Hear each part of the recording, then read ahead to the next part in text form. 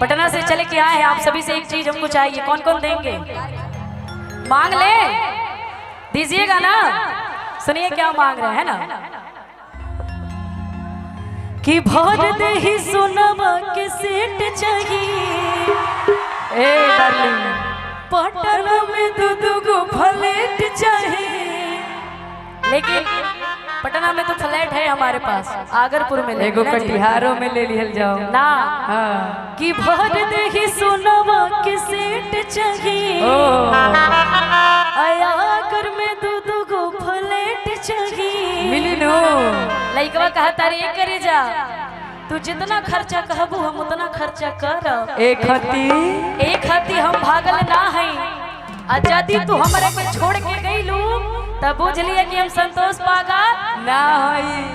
सामने में वो संतोष पागल जी बैठे हैं, है ना। अच्छा कौन कौन दो को फ्लैट देंगे, जरा दोनों हाथ उठा दीजिए ना। एलर्जी है बस, बाकी लोग फ्लैट नहीं दीजिएगा। नहीं आप दीजिएगा ना। अरे सारे लोग एक एक फ्लैट। अरे बाकी लोग ना मौका मिलेगा तो कन्या बना लेंगे। हेलो हाजी, अगर मौका मिलेगा तो कन्या बना के लेके चल जाएंगे आप। अच्छा ठीक है, फ्लैट की तो दूर बात है। सुनिए, कि भर दे ही सोनवा के सीट चाहिए, आगर में दूध को फ्लैट चाहिए। आइए चलते हैं कैसे, कि भर दे ही सोनवा के सीट चाहिए, आगर में दूध को फ्लैट चाहिए। भर दे ही सोनवा के सीट चाहिए, पटना में दूध को फ्लैट चाहिए। हेलो क्या हुआ? मुस्कुराइए नहीं, थोड़ा सा मिजाज में। हेलो का हो गई जी? इतना राउर लोग के जोड़ा नहीं कि पूरा दुनिया जाना था म्यूजिशियन जो हमारे मंच पे उपस्थित है। कोनो दिक्कत हो गई का? कोनो दिक्कत बा? नानू नानू आई, कि भर दे ही सोनवा के सीट चाहिए, पटना में भर दे ही सोनवा के सीट चाहिए, पटना में दूध को फ्लैट चाहिए। अरे ये करिए जा, तू जितना खर्चा कहबू हम उतना खर्चा डीले उठा कर। के डीले। Hello hello check. हाँ जी, नीतू जी, अब मैं राज की बात बताऊं। बता दीजिए। आप दोनों इतने सुंदर हैं अच्छा कि आपको आकर्षित करने के लिए साउंड वाले पहले गड़बड़ी शुरू की ताकि आपका ध्यान इधर चल जाए।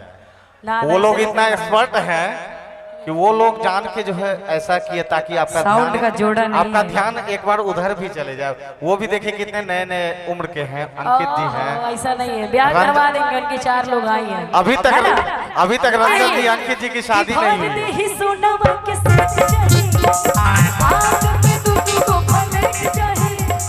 भर दे ही सोनवा के सीट चाहिए, आगर में दूध को फ्लैट चाहिए। थोड़ा सा हमारे आगे मुखिया रखिए ना, गाने के बाद पता चल रहा है।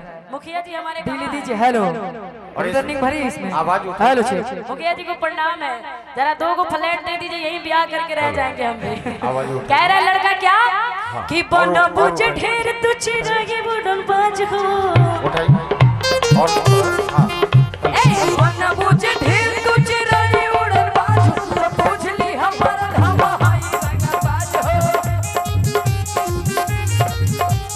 पूछ ली हमारा धावा हाई रंगा बाज हो। सुनिए, भर दे ही सोनवा के सीट चाहिए, पटना में दूध को फ्लैट चाहिए। भर दे ही सोनवा के सीट चाहिए, पटना में दूध को फ्लैट चाहिए। बना बुझे ढेर तू चिरागे उड़न बाज हो। रिटर्निंग दीजिए ना मम्मी। बना बुझे ढेर तू चिरागे उड़न बाज हो, तो पूछ ली हमारा धावा हाई रंगा बाज हो। पूछ ली हमारा धावा हाई रंगा बाज हो।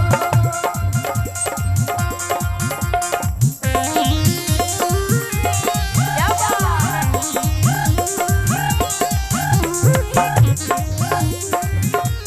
ओहो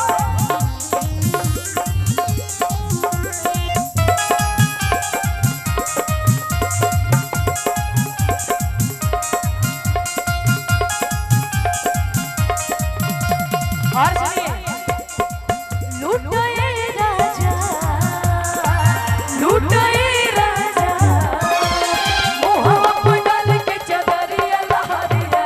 लूटाए राजा, मोहवा पे डाल के चदरिया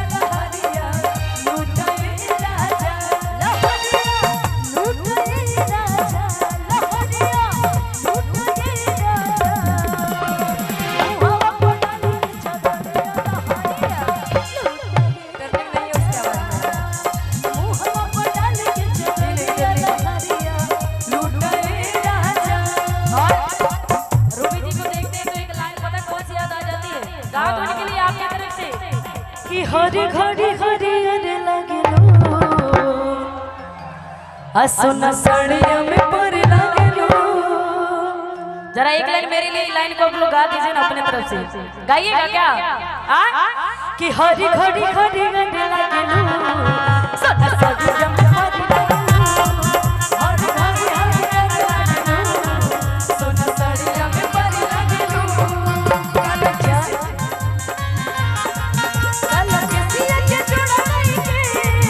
चले वाला मन कर लगलो अल घड़ी हरियर लगलो सोना सड़िया में पर लगलो। अल घड़ी हरियर लगलो सोना सड़िया में पर लगलो। जाना परदेश बनबुआ हमके घर पे छोड़ के, जाता परदेश बनबुआ हमके घर पे छोड़ के। कहीं जाए से पहले खाना अटलाली से रोटी मोर के।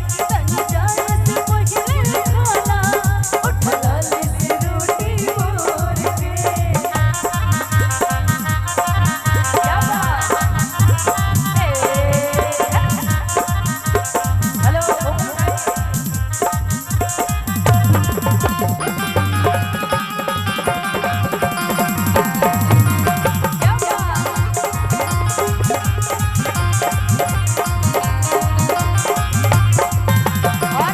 सुनिएगा, चलते तड़पेला मोर चढ़ल जवानी कबल लगन लागे।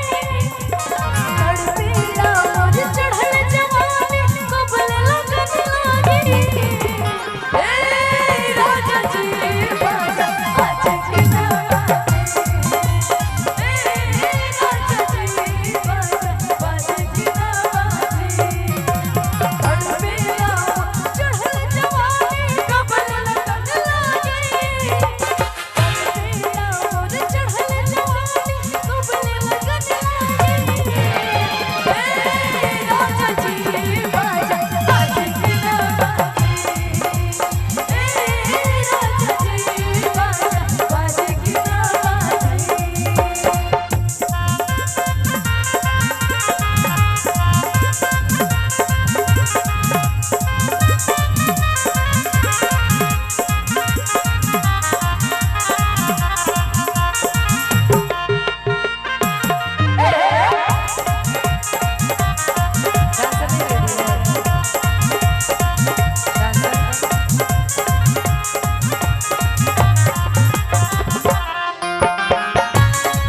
क्या बात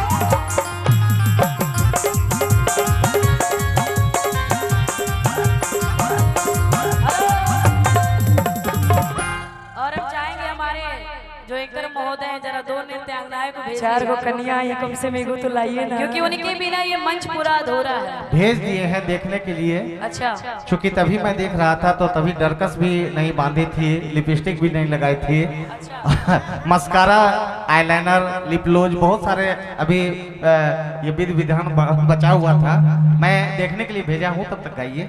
अच्छा हाँ, अभी ready टाइम होते लगेगा नहीं? हैं? टाइम लगेगा क्या? अच्छा, आपको टाइम लगा तो उनको भी टाइम लगेगा। कितना टाइम लगेगा उनको? देख के अभी आ रहे हैं, बता देते हैं। चलिए। आ? अरे तब तक आप दोनों क्या कम है? अगर अच्छे हैं तो जोरदार ताली बजाते रहिए भाई साहब। क्या अच्छा बात? मेरे लिए आप कुछ दो लाइन बोल दीजिए ना, फिर मैं आपके लिए कुछ बोलूंगी। आपके लिए क्या बोलूंगा? कुछ भी बोल दीजिए। कहते फूल मुरझा गए आपकी चाह में, नीतू जी। हाँ जी। अब नीतू जी को कहूंगा तो रूबी जी आप बुरा नहीं मानिए। नहीं नहीं कोई नहीं आपके लिए भी बाद में बोल दूंगा। चलेंगे साथ में। कहते फूल मुरझा गए आपकी चाह में, अच्छा फूल मुरझा गए आपकी चाह में। जरा इधर देख के, हाँ फूल मुरझा गए आपकी चाह में, मुस्कुराकर इन्हें फिर खिला दीजिए। आपके दिल में क्या है इनको बता दीजिए। हमारे दिल में सब यही लोग हैं।